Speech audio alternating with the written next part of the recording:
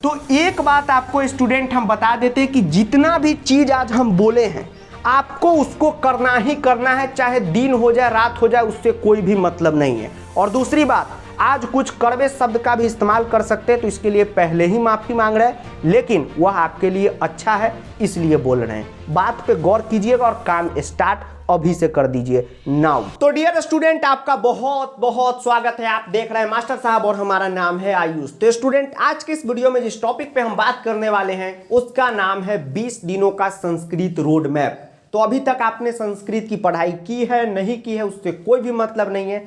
आज जो आपको रोड मैप देने वाले हैं, अगर आप इसको फॉलो कर लेते हैं तो आपका संस्कृत के बोर्ड एग्जाम में फुल मार्क्स आएगा। तो चलिए करते हैं वीडियो को स्टार्ट। जो भी नए बच्चे हैं चैनल को सब्सक्राइब करके बेल नोटिफिकेशन दबा दीजिए और शामिल हो जाइए फूफा जी की क्लास में। तो चलिए स्टूडेंट करते हैं वीडियो को स्टार्ट। उससे पहले एक जरूरी जो आपका बहुत क्वेश्चन था कि सर इसको कवर कर लीजिएगा, तो कवर कर रहे हैं।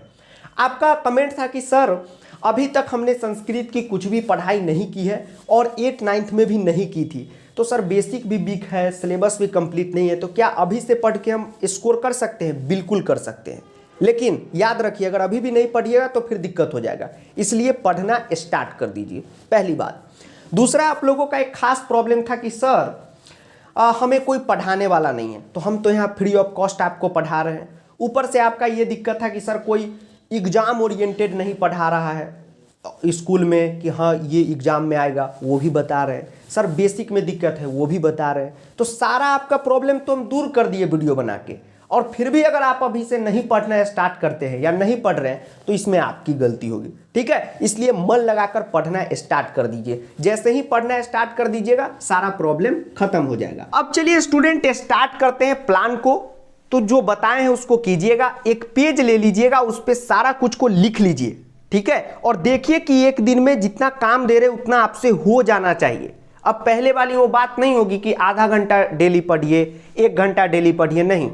अब समय बहुत कम है और पढ़ना बहुत ज़्यादा है, और इस बार तो आपके सिलेबस में सीबीएसई अंकल कुछ और ऐड भी करके दे दिए हैं, ठीक है।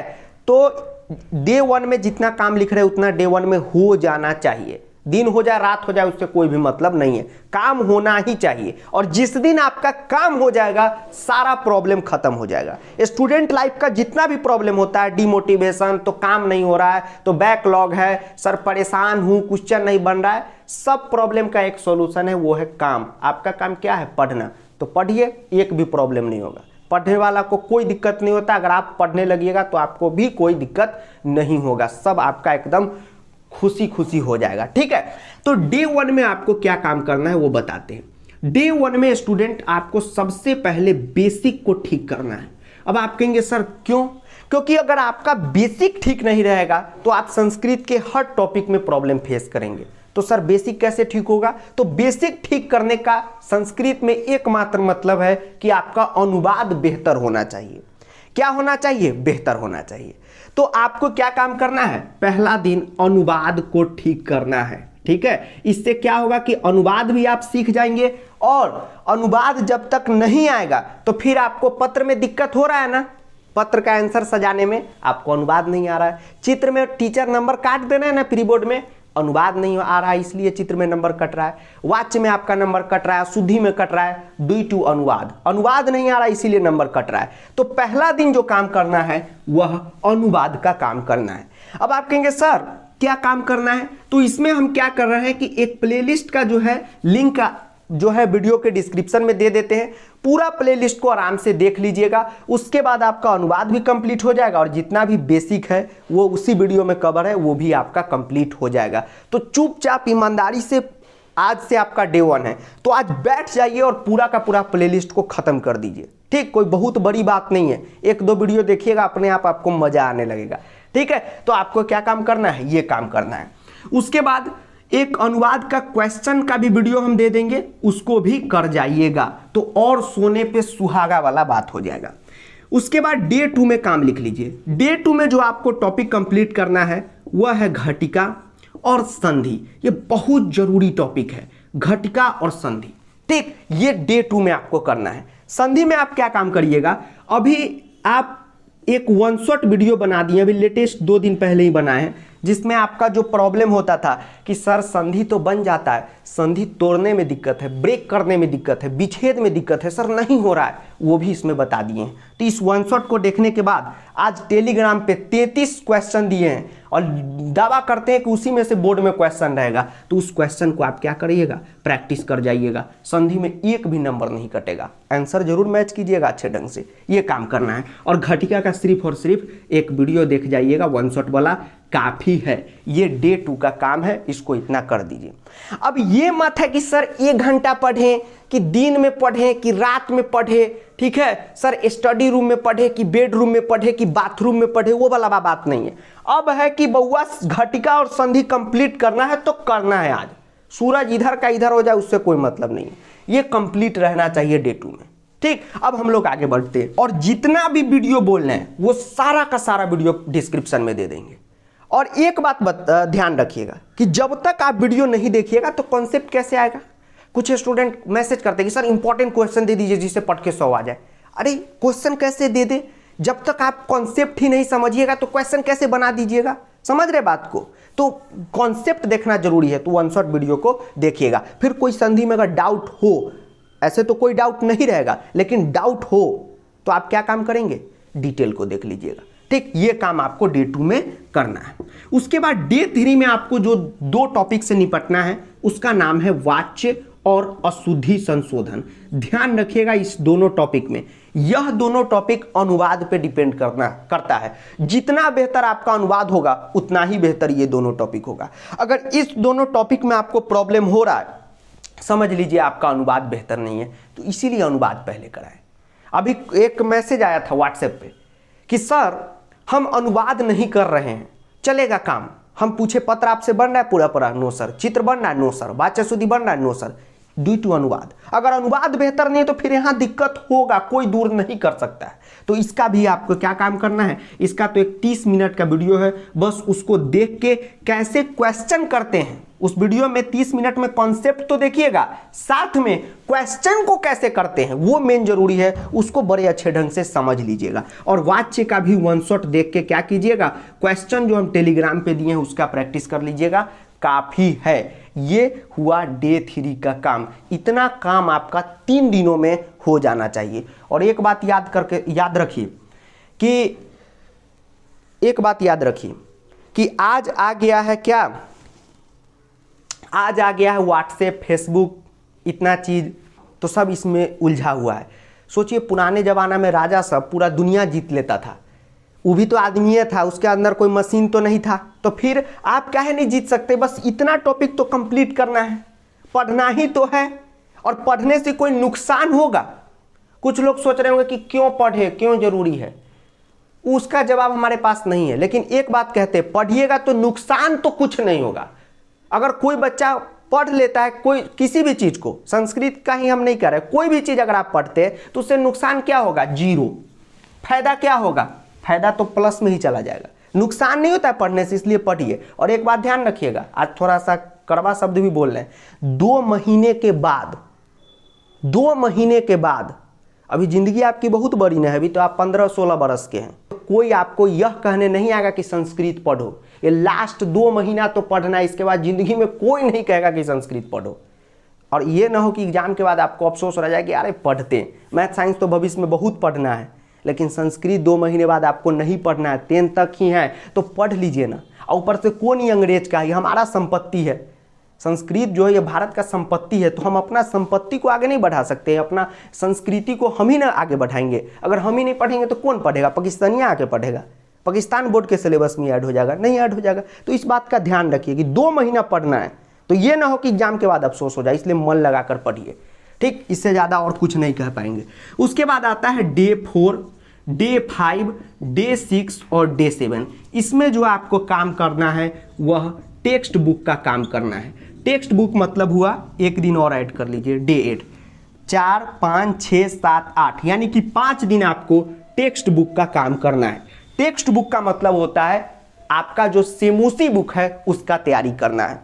अब आपको हम बताते हैं सेमूसी बुक का कैसे तैयारी करना है। जो भी स्टूडेंट सेमूसी बुक को इंपॉर्टेंट नहीं मान के चल रहे हैं तो आप बहुत ही बड़ी भूल कर रहे हैं।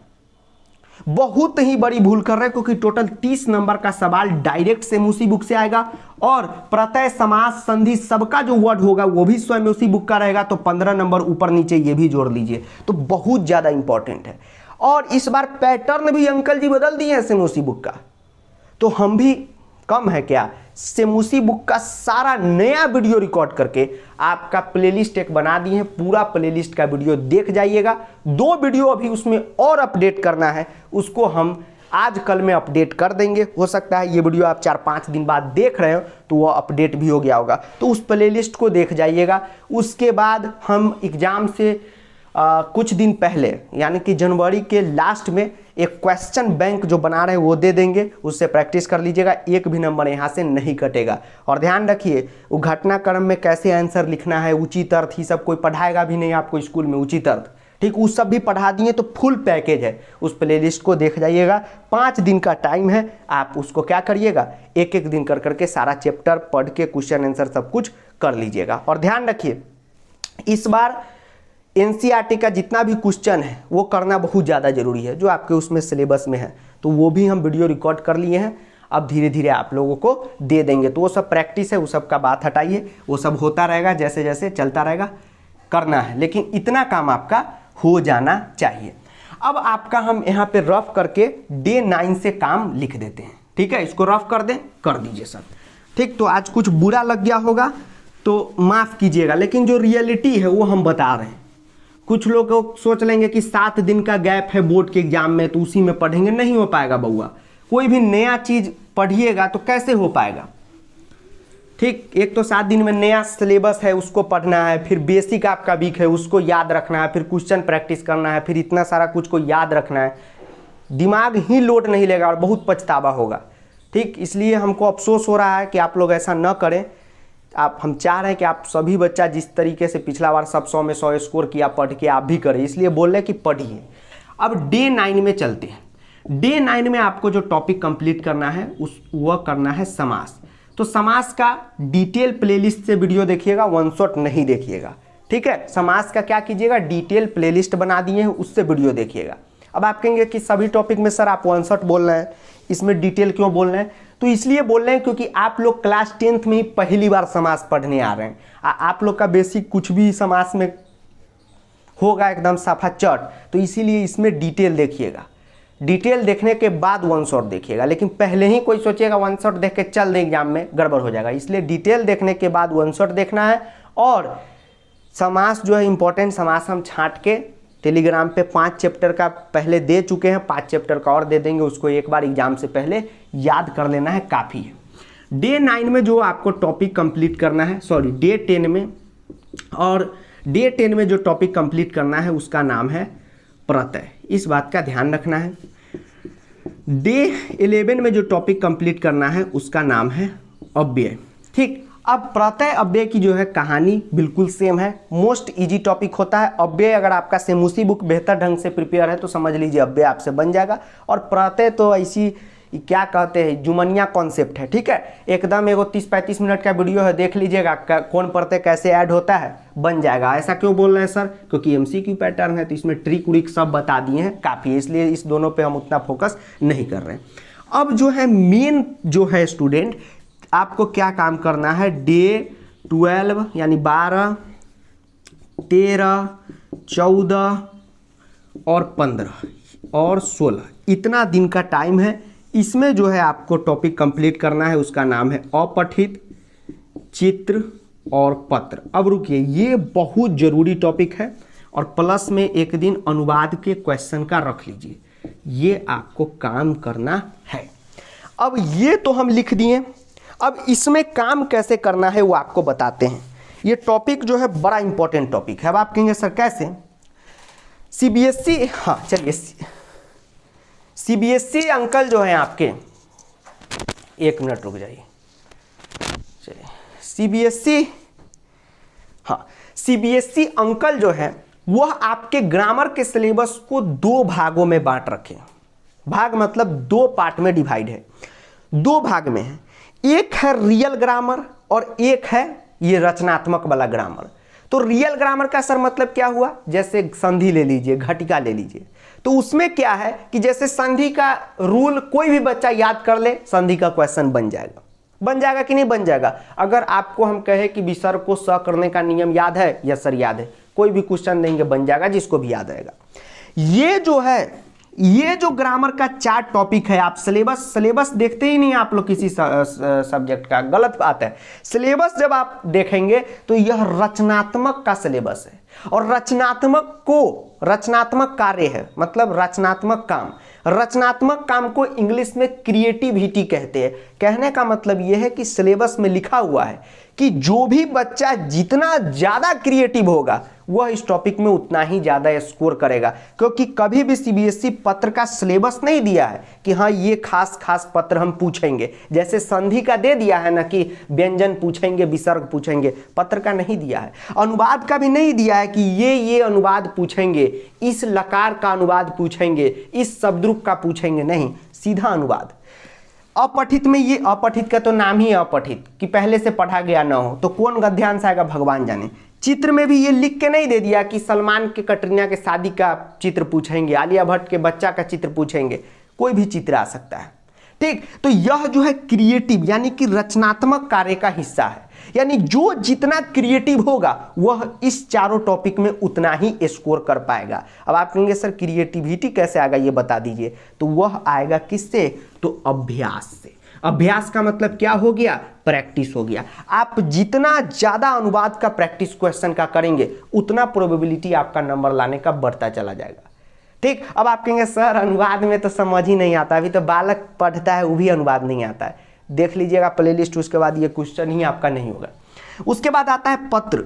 अगर आप ये सारा ग्रामर करते हुए से मुसी बुक का क्वेश्चन आंसर जितना वीडियो में कराए हुए करते हुए जब आप पत्र पे पहुंच जाएंगे, उसके बाद ये सवाल ही आपका खत्म हो जाएगा कि सर पत्र नहीं बन रहा है। ठीक है, और पत्र लेखन का जो एक 100 तगड़ा बना है इस बार, वो देख लीजिएगा ना, आपका सब जुगाड़ हो जाएगा। और उसके बाद 5 गो क्वेश्चन दे देंगे, उसका क्या कर लीजिएगा? प्रैक्टिस कर लीजिएगा। चित्र में स्टूडेंट 2 वीडियो दिए हुए हैं, एक अभ्यास बाबा का और एक 1 शॉट, दोनों को देखिएगा और जितना भी उसमें लाइन बताए हैं उसको याद करके दिमाग लगा के उसमें लिख दीजिएगा, बन जाएगा। और गद्यांश अपठित का आप क्या करेंगे? जैसे इंग्लिश में अनसीन पैसेज का प्रैक्टिस करते हैं वहाँ यहाँ पर प्रैक्टिस करेंगे। अब देखिए हमने क्या बताया कि ये रचनात्मक है, क्रिएटिव चीज है। सीबीएसई खुद सिलेबस में कहा है कि इसमें जो बच्चा जितना ज़्यादा क्रिएटिव होगा वो उतना ज़्यादा स्कोर करेगा। अब बताइए एग्जाम के 4 दिन पहले इसका प्रैक्टिस करने जाएंगे तो क्या आपको क्या लगता है पूरा अनुवाद सही होगा? नहीं होगा। पूरा आपका पत्र सही होगा? नहीं होगा। तो क्रिएटिविटी कैसे आएगी? प्रैक्टिस से। प्रैक्टिस के लिए टाइम चाहिए, इसलिए अभी से ही पढ़ना स्टार्ट कर दीजिए। तो आप जो है एग्जाम से पहले सोचिएगा कि ये सब आके निपट लें, तो ये आप ही को निपटा देगा। ठीक है, संधि समास ही का क्वेश्चन दे देंगे, रट के काम चल जाएगा। इसमें क्या दे देंगे? अपठित में तो नाम ही है कि एक ऐसा गद्यांश आएगा जो पहले से पढ़ा गया ना हो, जैसे इंग्लिश में होता है अनसीन। इसमें तो किसी को पता नहीं कौन सा पैसेज पूछ दे, तो क्या इंपॉर्टेंट पैसेज दे देंगे। तो सर नंबर कैसे आता है? प्रैक्टिस से आता है। हम जहाँ पढ़ा रहे हैं ऑफलाइन ऑनलाइन सब जगह प्रैक्टिस करा दिए हैं। अगर आप शुरू से हमको फॉलो कर रहे होंगे तो आप भी कर लिए होंगे प्रैक्टिस, या आप स्कूल में आपके टीचर करा दिए होंगे।